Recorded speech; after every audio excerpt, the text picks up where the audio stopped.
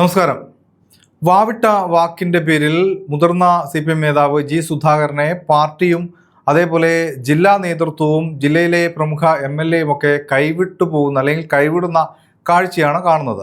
കഴിഞ്ഞ ദിവസം സംസ്ഥാന സെക്രട്ടറി MV ഗോവിന്ദൻ തന്നെ പറഞ്ഞിരിക്കുകയാണ് പാർട്ടിയുടെ നിലപാട്. കേസ്, അതായത് തെരഞ്ഞെടുപ്പ് അട്ടിമറിച്ചതുമായി ബന്ധപ്പെട്ട കേസ് വരികയാണെങ്കിൽ വരട്ടെ, അത് ജി സുധാകരൻ നേരിടട്ടെ എന്ന നിലപാടിലാണ് ഇപ്പോൾ CPM മുന്നോട്ട് പോകുന്നത്. മാത്രമല്ല, തങ്ങൾ ജനാധിപത്യത്തെ അട്ടിമറിക്കുന്ന യാതൊരുവിധ നടപടിയും എടുത്തിട്ടില്ല, അല്ലെങ്കിൽ അത്തരത്തിൽ തെരഞ്ഞെടുപ്പുമായി ബന്ധപ്പെട്ട് തപാൽ വോട്ടിങ്ങിൽ കൃത്രിമം കാണിച്ചിട്ടില്ല എന്നാണ് CPM പറഞ്ഞു വയ്ക്കുന്നത്. അതായത് പൂർണ്ണമായും ജി സുധാകരന്റെ വാദങ്ങളെ തള്ളുകയാണ് CPM. മാത്രമല്ല, ജി സുധാകരനെ പോലെയുള്ള മുതിർന്ന ഒരു നേതാവിൻ്റെ വായിൽ നിന്നും ഇത്തരത്തിലുള്ള കാര്യങ്ങൾ പുറത്തേക്ക് വരരുത് എന്നും CPM സംസ്ഥാന സെക്രട്ടറി പറയുകയാണ്. അതോടൊപ്പമാണ് ഇപ്പോൾ അമ്പലപ്പുഴ MLA H.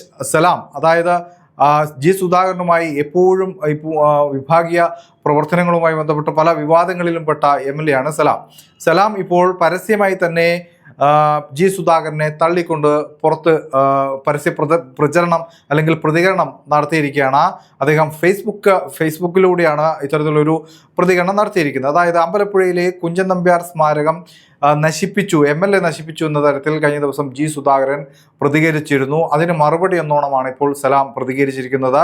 അതായത് പല കാര്യങ്ങൾക്കും മറുപടി നൽകാത്തത് വയസ്സിനെ ബഹുമാനിച്ചുകൊണ്ടാണ്, അല്ലെങ്കിൽ മുതിർന്ന ഒരു നേതാവായതുകൊണ്ട് മാത്രമാണ് ജി സുധാകരന് പല കാര്യങ്ങളിലും മറുപടി നൽകാത്തത്. ഇനി അങ്ങനെ ഉണ്ടാവില്ല എന്നാണ് സലാം പറയുന്നത്. അതായത് സംസ്ഥാന നേതൃത്വം ജി സുധാകരനെ കൈവിട്ട് കഴിഞ്ഞു. അതോടൊപ്പം ഇനി ജില്ലാ നേതൃത്വവും കൂടി കൈവിടുന്ന കാഴ്ചയിലേക്കാണ്, അല്ലെങ്കിൽ അത്തരത്തിലൊരു സാഹചര്യത്തിലേക്കാണ് കാര്യങ്ങൾ പോകുന്നത്.